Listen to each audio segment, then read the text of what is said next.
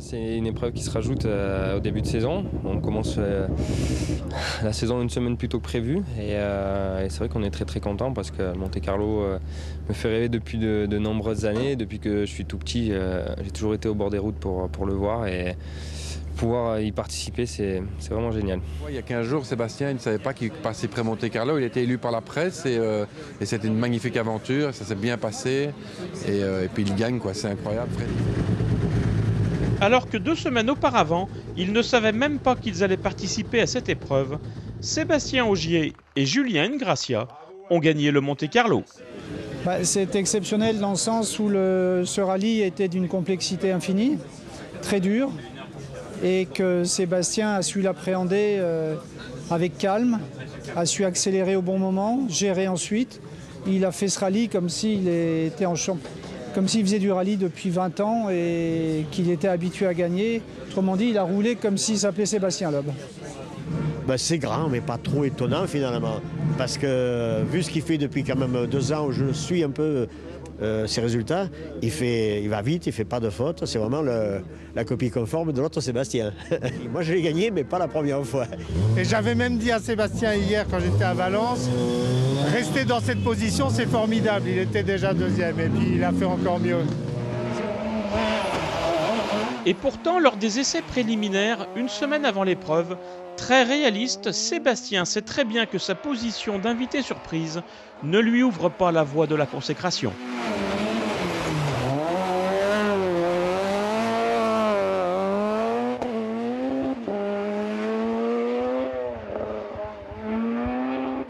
Ils ont beaucoup plus d'expérience que moi, aussi du rallye pour certains qui l'ont fait déjà quelques fois, donc ça va pas être facile de se battre avec eux. Mais pilote, tout compétiteur forcément rêve de gagner, mais bon, il faut quand même rester réaliste. On n'a que 200 km d'essai avec la voiture, on n'a jamais fait le Monte-Carlo. Ça serait, je pense que c'est du jamais vu, je pense que jamais personne n'a gagné un Monte-Carlo pour sa première participation. Donc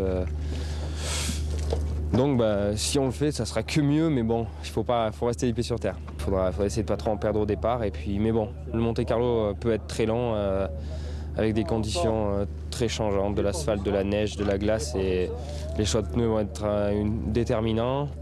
J'espère qu'en conduisant la voiture BF Goodrich, je vais être bien aiguillé de ce côté-là.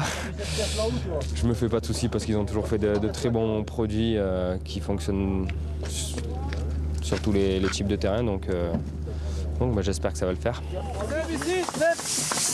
Une semaine plus tard, il rentre dans l'histoire en inscrivant son nom sur les tablettes du rallye Monte-Carlo, dans le sillage des 5 succès de Sébastien Loeb, et en devenant le plus jeune vainqueur de cette épreuve.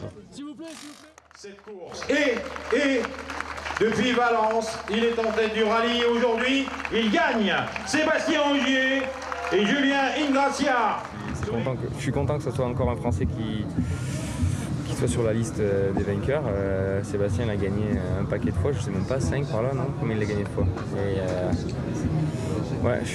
Je sais pas quoi dire, je suis très heureux d'entrer parmi la liste des vainqueurs du Monte-Carlo. Cette victoire a d'abord été celle de la sagesse et de la régularité, alors que tous leurs adversaires potentiels se sont égarés sur le terrain des sorties de route ou des crevaisons à répétition.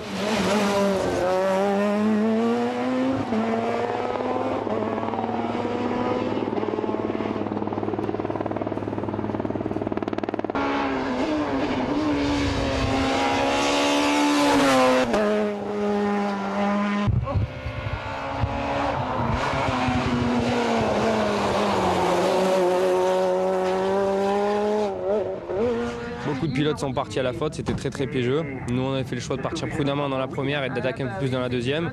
Ça a été, je pense, un pas mauvais choix. Il peut se passer plein de choses, il s'en est déjà passé beaucoup.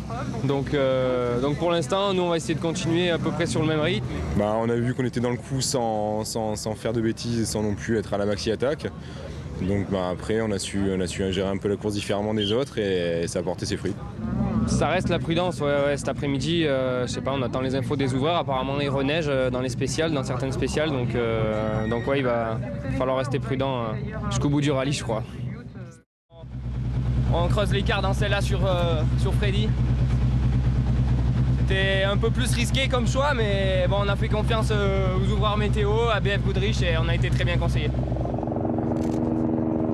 Cette victoire a aussi été celle de la performance sportive lorsque sur la neige et la glace des cols du Pertuis ou de Saint-Jean, Sébastien et Julien ont enfoncé le clou en réalisant leur seul temps scratch de l'épreuve pour confirmer leur position de leader.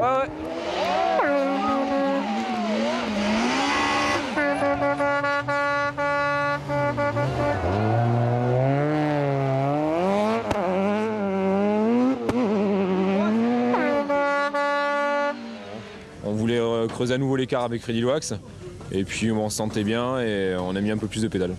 On avait convenu qu'il fallait qu'il pousse pour prendre le pouvoir. Et la spéciale était très piégeuse et il a réussi au-delà de mes espérances.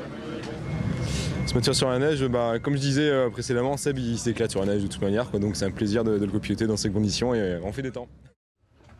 Cette victoire a enfin été celle de la parfaite osmose entre un team efficace, une voiture performante et un pneu adapté à toutes les surfaces rencontrées. C'était partir en mixte et c'était humide, sachant qu'il restait un peu de verglas à quelques endroits, très peu, mais on a bien été conseillés par nos ouvreurs qui sont là, Alex Benguet et Caroline Scudero, pour les remercier.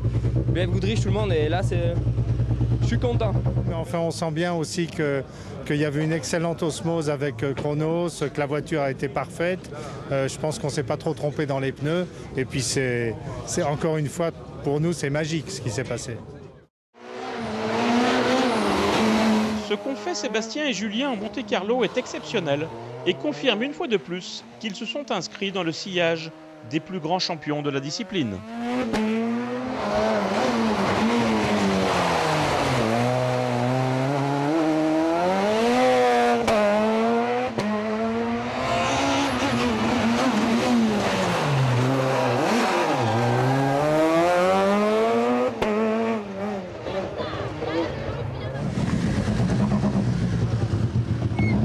Didier Auriol, 3 fois vainqueur, Loeb 5 fois vainqueur, et c'est assez extraordinaire.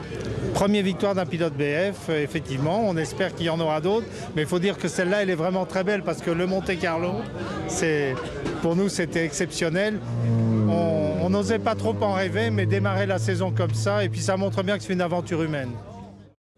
Depuis 25 ans, la Turbo 16, grande époque.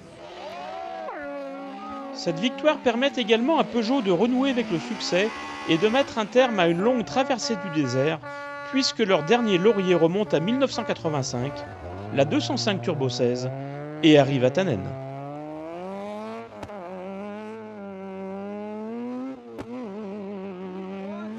Aujourd'hui, c'est très bien fait puisque c'est un triplé. Donc 3 Peugeot aux premières places, on ne pouvait pas rêver mieux. Ça sera le futur grand des années qui viennent, mais même s'il est déjà un grand, il fait déjà plusieurs centimètres que moi, donc c'est déjà un grand pilote. Ouais.